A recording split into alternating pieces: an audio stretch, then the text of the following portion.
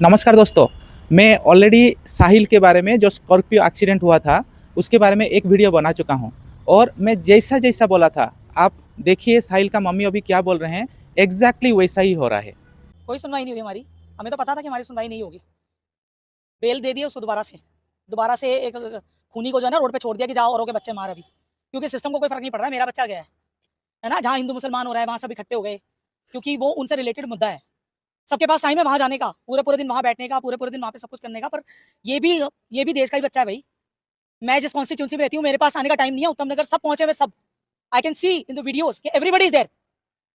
मैं उनके घर के पास में रहती हूँ, मेरे पास आने का किसी के पास टाइम नहीं है। मुझे पता था कि बेल मिल जाएगी, क्योंकि ये अनऑफिशियली मेरे पास भी चीजें आ रही हैं कि प्रशासन से मेरे पास क्यों नहीं आया जा रहा, क्यों नहीं आया जा रहा है और क्यों मुझे सपोर्ट नहीं करा जा रहा है।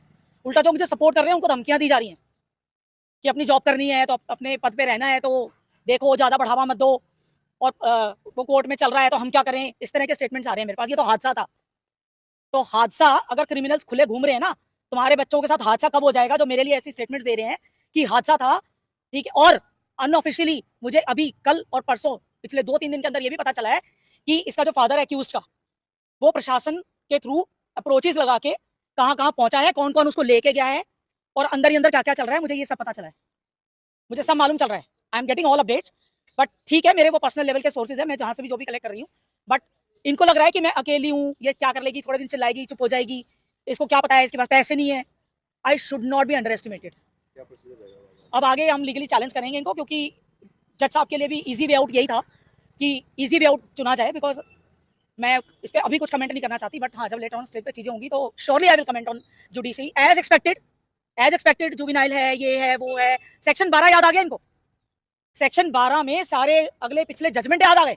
मैं पूछना चाहती हूँ जुडिशियल सिस्टम से, जिन केसेस का रेफरेंस उठाया जाता है उन केसेस के अंदर सर से लेके प्राइवेट पार्ट तक के किसके पार्ट फटे हैं बॉडी के। मैं पूछना चाहती हूँ जुडिशियल सिस्टम से, कौन से बच्चे को 50 फुट हवा में ऊपर उठा के मेरे केस का रेफरेंस कहां से मिला है। I want to ask the judicial system, entire system, I want to ask.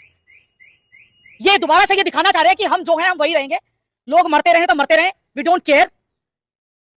ये वही कर रहे हैं जो करेंगे। ये इन्होंने फिर से प्रूव कर दिया कि yes, they are giving me and the entire world, they are giving reasons कि और क्राइम करो, जुवेनाइल के नाम पे और क्राइम करो। जुवेनाइल के नाम पे वो निर्भया वाला आया था, उसको ये पता था कि रोड घुसानी है अंदर, इतना हीनियस क्राइम करना है उसको, ये पता इतना। तब वो क्राइम करने के टाइम पे उसका जो मेंटल लेवल था, that was not considered as juvenile, right. But their actions are not considered. only the 18 years, only these referrals, only the previous judgments, only this nonsense which has no meaning actually।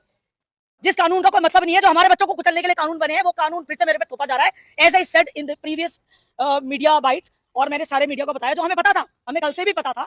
Seeing the attitude, seeing the behaviour, we knew what can be done and what can happen. We were aware, but still we were hoping कि थोड़ा सा कहीं पे as a human, as a mother, as a lady, कहीं कोई इंसानियत देखी जाए। मेरे बच्चे को पूरी दुनिया ने देखा है उड़ते हुए, वो कंसिडर नहीं किया गया। वो जुवेनाइल है ये कंसिडर किया। कहां से जुवेनाइल है? क्राइम करने के टाइम पे ही is not supposed to come on the road. और रोड पे ना आने का उसका लॉ में अधिकार ही नहीं है, गाड़ी लेके, और वो रोड पे आ रहा है यार।